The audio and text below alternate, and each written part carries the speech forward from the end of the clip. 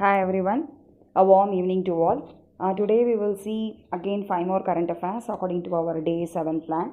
The topics will be covered or shown here. The first one is about the yellow dust or Hangsa. It is also known as Asian dust. Even during the 2nd century AD also the yellow dust phenomenon happened. So it will originates only in the deserts of northern China and Mongolia. From there, the high pressure strong winds will carry them towards the Korean peninsula, like via we can say strong winds like jet stream. Okay, so they can cause many serious consequences because not only just the sandy particles will be, we can say, blown away, along with them industrial pollutants, heavy metals, virus, bacteria, fungi, the heavy metals too. So these are all the components of the yellow dust.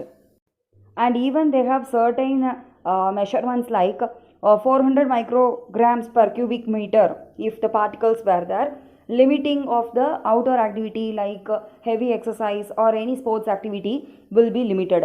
If it exceeds or if it reaches 800 micrograms per cubic meter means people are allowed to stay indoors only if it is absolutely necessary they will be allowed. Schools will be closed, markets will be closed, malls will be closed. So general warning issued will be regarding stay indoors, that's all. Okay, so this, what are the serious consequences means it will cause us reduced visibility like photochemical smog we can say, and it will damage the soil quality and also the crops. Especially we can say the industrial pollutants and heavy metals will contaminate the soil, and it also affects the economic condition of the country because it is difficult to measure because it will be delayed. Also inconsistent nature of this phenomenon or the main reason we can say it will affect the economy because markets will be closed, economic activities will get disrupted, agriculture get disrupted. So as a result of this, China and Korea are planning to do some afforestation programs to avoid this desertification process because it causes serious health problems too, like respiratory ailments. People are affected with asthma, even young children are getting. Okay, so they have taken this measure but yet to implement. So the next topic is on marine heat waves. Like we can say in the land surface we are having heat waves, no? So ocean surface, sea surface will also experience the heat wave condition. Okay, it will occur both in winter as well as summer.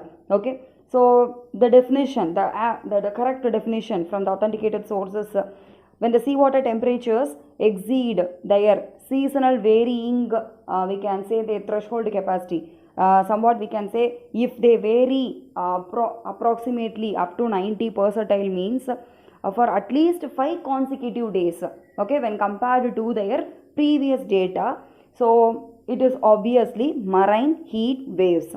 So this successive heat waves with a gap, that is 2 days it will happen and third day it won't happen, or 1 day it will happen, third day it won't, second day it won't happen. So like this, if it also happens means these are cumulatively collected as part of the marine heat waves.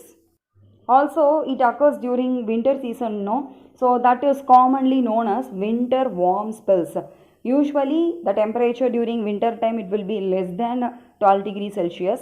It is seen in the southeast part of Australia. So when the temperature is about 12 degrees Celsius, the sea urchin population get colonized in more numbers and the other coral reefs get affected. Okay, so what are all the most common factors causing this marine heat waves means especially the ocean currents, they will warm up the water bodies, and air sea heat flux also, that is the relation between atmosphere and the ocean, that is here ocean surface is getting heated due to the impact of the global warming happening in the atmosphere. And winds, it can enhance the marine heat waves or they may suppress the marine heat waves. Okay, and climate modes like El Nino pattern too. Okay, so as per the International Panel on Climate Change report, that is assessment, fifth assessment report, the sea surface temperatures increased at the rate of, RATE, I have written wrongly, typed mistake, sorry. of nearly 0.6 degrees Celsius per century. So this is a very drastic consequence of the human-induced global warming, we can say. So the serious consequences are migration of the species happens. Okay, changing habitats affects the economy, because we can say the coastal economic condition will get deteriorated and biodiversity gets affected. Certain species will get vanished and it will be replaced by certain other species which get adapts to that environment. It is really a serious concern and issue. Okay, please go through this figure also. Okay, marine heat waves in different locations and time period. So the next topic is about the human fingerprints. So this human fingerprints is about the anthropogenic activities which causes climate change in the earth planet.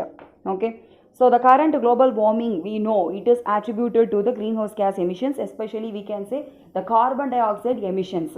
Okay, so with equivalent to carbon dioxide only, we will compare the potential of other greenhouse gases.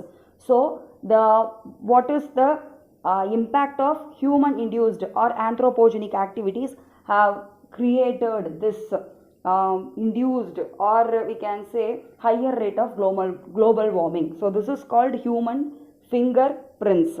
Okay, so what are the 10 indicators where we can say the human fingerprints causes greenhouse gas emissions in a large number? Means troposphers get raised.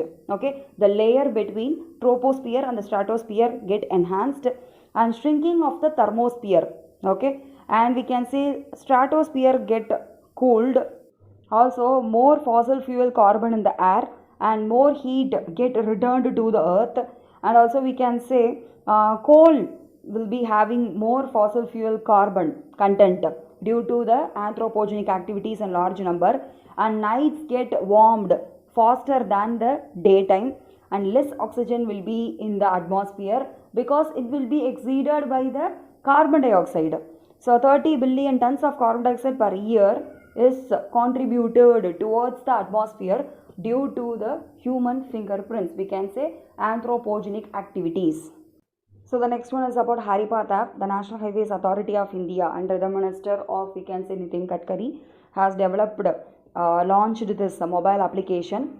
So it is to monitor these are the parameters which you have to get remembered, like location, growth, species, details, maintenance activities, targets, achievements of each and every field unit they have chosen along the national highways to undergo this eco-friendly project, or we can say plantation projects. So this will facilitate, we can say, the green highways across the country, like we can say green corridor, and it will promote the environment protection as well as the sustainability. Okay, so National Highways Authority of India has been commemorating its 25th anniversary in 2020. In order to show its service towards its nation, it has undertaken an environment promoted sustainable activities like this plantation drive, nationwide plantation drive, that is 25th years of its commemoration. No, so 25 lakhs trees has been planted within 25 days between 21st July and 15th August 2020. So they have taken a sankalp, we can say Hari Bharat Sankalp, okay, in order to show their seamless service towards the nation. The next, Myristica swamp tree frog. This was identified in 2018 while during unuran exploration about frogs and toads. Exploration has happened. At that time only this amphibian was identified. It is a rare and elusive arboreal species. It dwells in the high canopies of Myristica swamp trees. Okay, they are tropical trees that are water tolerant trees, we can say. They form the dense canopy in the Kerala region, that is especially overall we can say Western Ghats region. It is an endemic species, can be seen only in the Western Ghats. So it was first time recorded in the north of Shenkota Gap. Shenkota Pass will be there, no, in Varachal Reserve Forest in Thrissur district, and it will be active only for the few weeks during the breeding season. Okay, probably July month. Okay, and the females of Myristica swamp tree frog will dig the mud and they will lay eggs in the shallow burrows in the mud. once they get breeded, that is post breeding, they will again retreat back to their high canopies of Myristica swamp trees. And say only during the breeding season we can see them in the land region, especially the females.